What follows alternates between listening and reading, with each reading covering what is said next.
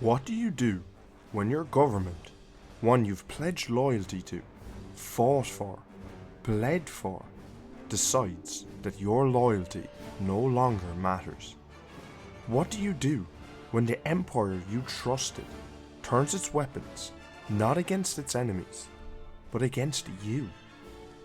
Operation Cinder was more than a military campaign.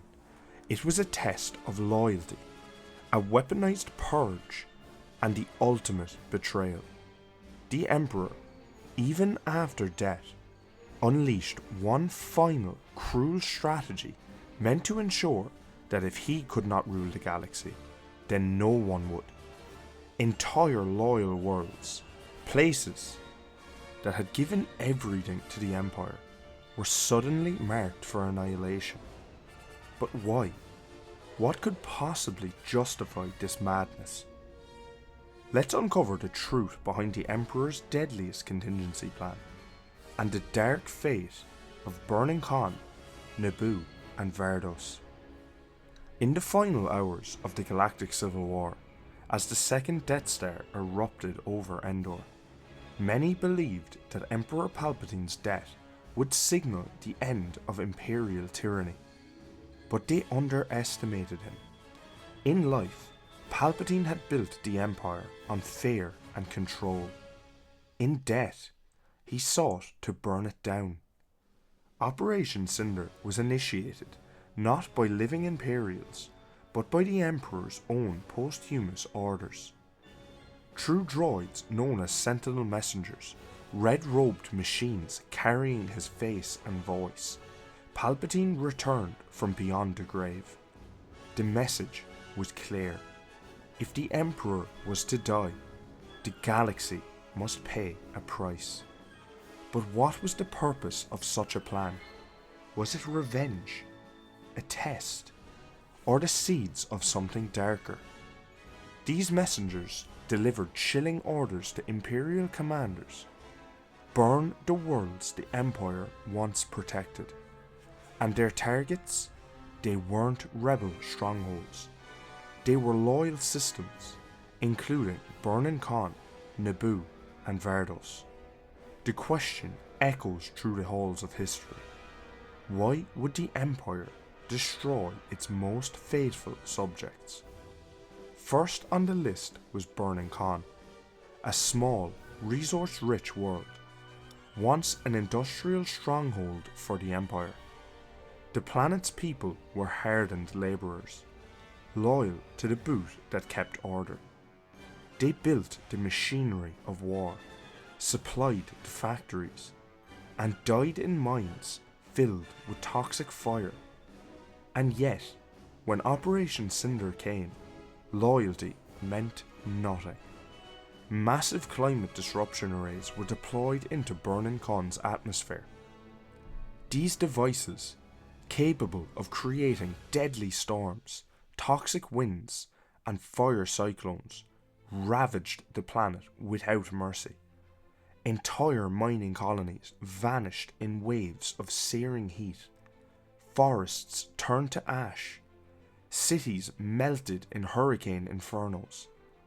It was here that Inferno Squad, led by Commander Iden Versio, received their first Cinder directive. And even among hardened soldiers, doubts began to surface. How could the Empire justify burning Burnin Konn to the ground? It was a test of obedience. Those who hesitated were marked. Those who resisted were erased. The message was clear. The Emperor demanded not loyalty, but unquestioning submission, even in death. Perhaps the most shocking target of Operation Cinder was the lush, peaceful world of Naboo, Palpatine's own birthplace, a planet that had, for years, walked the line between Republic heritage and Imperial pride. Naboo had been home to both the Emperor and Queen Padme Amidala. Its serene plains and jewel-like cities had survived countless galactic conflicts, but they could not survive Cinder. 4 satellite climate disruption arrays were deployed into orbit above the planet. As they activated, Naboo's gentle skies turned black. Superstorms erupted, battering Teed and surrounding cities. Lightning storms set forests ablaze. Torrential floods swallowed towns. Leia Organa, daughter of Padme and Anakin Skywalker, led a desperate ground defense with the help of Naboo's Royal Guard and Gungan forces. Rebel starfighters, including one piloted by Shriv Surgav, launched a counterattack. The mission was dire. Disable the satellites or watch Nibou fall. They succeeded, but the damage was done. Entire regions were scarred. Thousands dead. Why target Naboo? It wasn't just another world. It was symbolic. The birthplace of democracy. A cradle of the Republic. And now, a stage for the Emperor's cruel irony. Palpatine was making a point. Even my own home is not safe from my wrath. Then came Vardos, the crown jewel of Imperial civilization. A planet designed to reflect the Empire's ideal society. Order, discipline, control. Vardos was the birthplace of Iden Versio herself. Its people were not rebels. They weren't dissenters. They were true believers. And yet, they were marked for destruction. Operation Cinder descended on Vardos with terrifying precision. Climate disruption satellites turned its atmosphere into chaos. Cities were ripped apart by wind and flame. Civilians were ordered to remain in place. Evacuation was forbidden.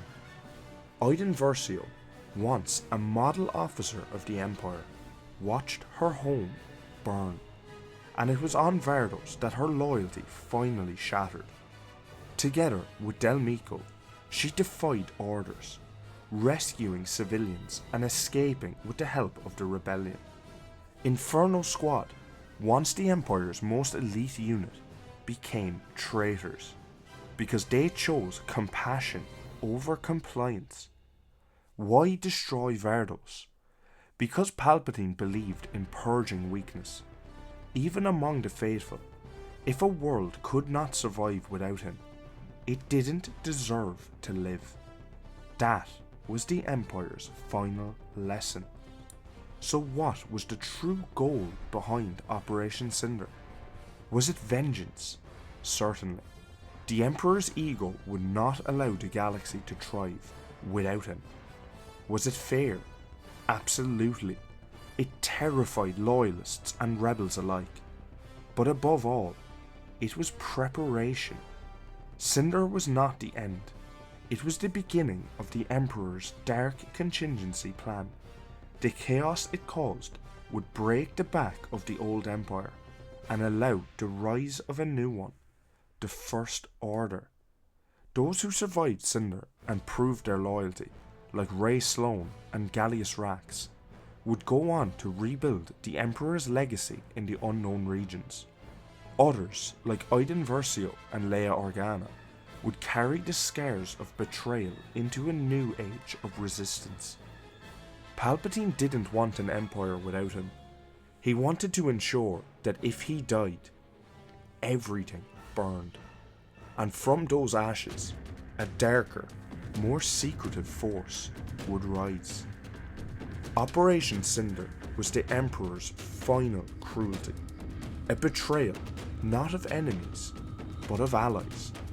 A message that the Empire was never about protection or stability. It was about control. Burnin Konn, Naboo, Vardos.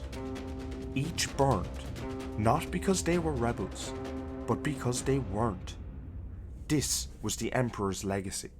Not peace, not order, but fear that outlived him. And it reminds us that in a galaxy ruled by tyranny, even the loyal can become the next target. Because in the end, the Emperor didn't need enemies when it had so many faithful to destroy. But what do you think? Why do you think the Emperor wanted to burn loyal worlds? Let me know your thoughts in the comments below.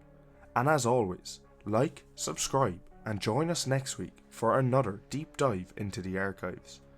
If you are enjoying the videos, become a member and let's uncover the galaxy's biggest secrets together. Thanks for watching.